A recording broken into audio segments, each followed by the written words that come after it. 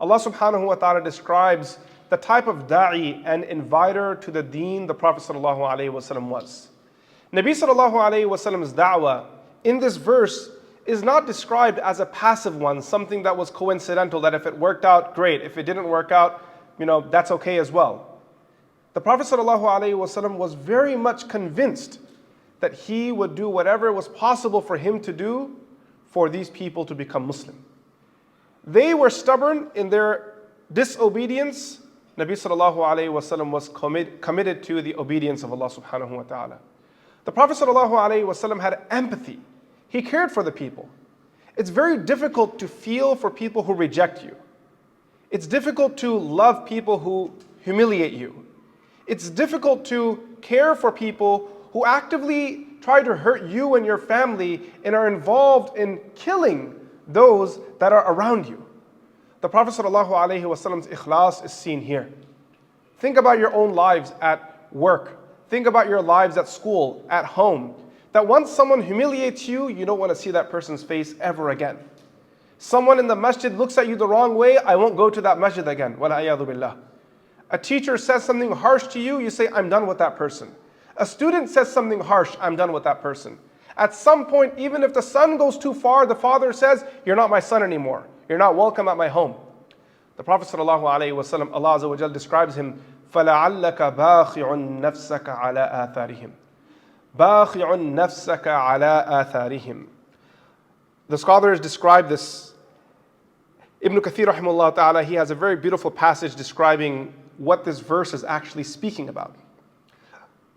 Allah subhanahu wa ta'ala consoles the Messenger sallallahu alayhi wasallam in his sorrow over the disbelievers for their refusal to believe and their distance from faith.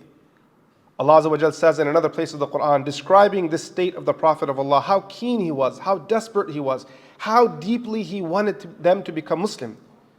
He says in Surah Fatir, فَلَا تَذْهَبْ نَفْسُكَ عَلَيْهِمْ حَسَرَاتٍ. So do not let your soul waste away in regrets for them. Similarly, Allah Azza wa Jal says in Surah An-Nahl, verse number 127, وَلَا تَحْزَنْ عَلَيْهِمْ. And do not grieve over them.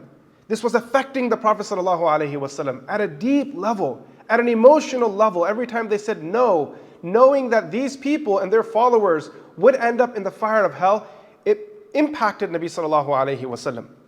Allah Azza wa Jal says in Surah Ash-Shu'ara, verse number 3, لَعَلَّكَ بَاخِعٌ نَفْسَكَ أَلَّا يَكُونُوا مُؤْمِنِينَ. That perhaps you will kill yourself with grief that they are not believers. The word بَاخِعٌ, فَلَعَلَّكَ بَاخِعٌ نَفْسَكَ عَلَىٰ آثَارِهِمْ. We translated it as, perhaps you, O Muhammad sallallahu alayhi wasallam, will grieve yourself to death. Ibn Kathir rahmatullahi alayhi, while commenting on this word بَاخِعٌ, he says, the word بَاخِعٌ means that you are destroying yourself with grief over them. How much pain are you holding in yourself? How much does it hurt you, O Muhammad sallallahu alayhi wasallam? Qatada, the famous commentator of the Quran, he says, you would kill yourself out of anger and grief for them. Mujahid says, out of anxiety for them. Rasulullah sallallahu alayhi wasallam had true empathy.